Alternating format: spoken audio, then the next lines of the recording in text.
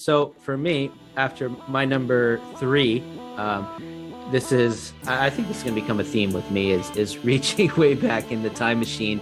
I won't bore you too much with the facts on this one, but I thought this was a really interesting crux moment, in the history of this franchise, because it sets up everything else the next 3-4 decades after that. So after the 1977 season, the current San Francisco 49ers GM, man by the name of Joe Thomas, trades the farm to Buffalo for a washed up O.J. Simpson.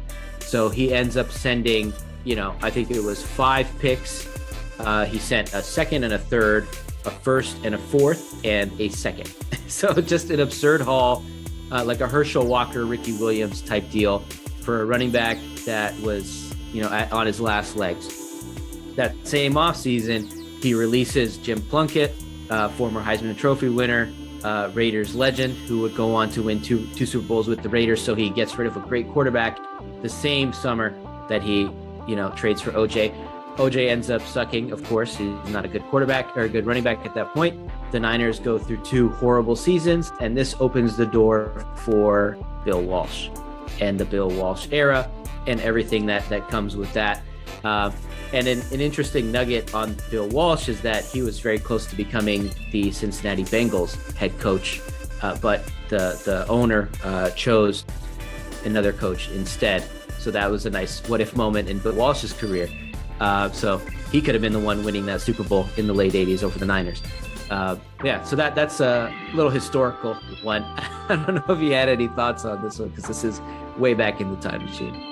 Yeah, I know that OJ came home to play in San Francisco, but I wasn't familiar with where he was at in his career in terms of his form. His seasons weren't amazing. Like you said, he was washed up, but the Niners were also not a great team either. So I attributed some of that judgment to maybe the team wasn't that great, in addition to a running back with a lot of miles on it.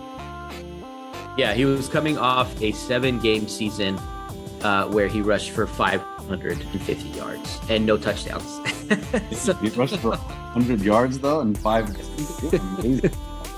I mean, I guess it's just he was a 30-year-old running back in the 1970s, so he wasn't going anywhere.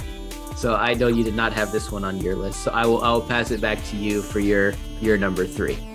So they don't trade for OJ, then maybe they have a shot at maybe a little more success, is what you're saying? Yeah, so the what if scenario is, what if they don't trade for OJ, then they don't end up with Bill Walsh, they don't get Joe Montana, they don't get Steve Young, et cetera, et cetera, et cetera. They don't rule the 80s, they just...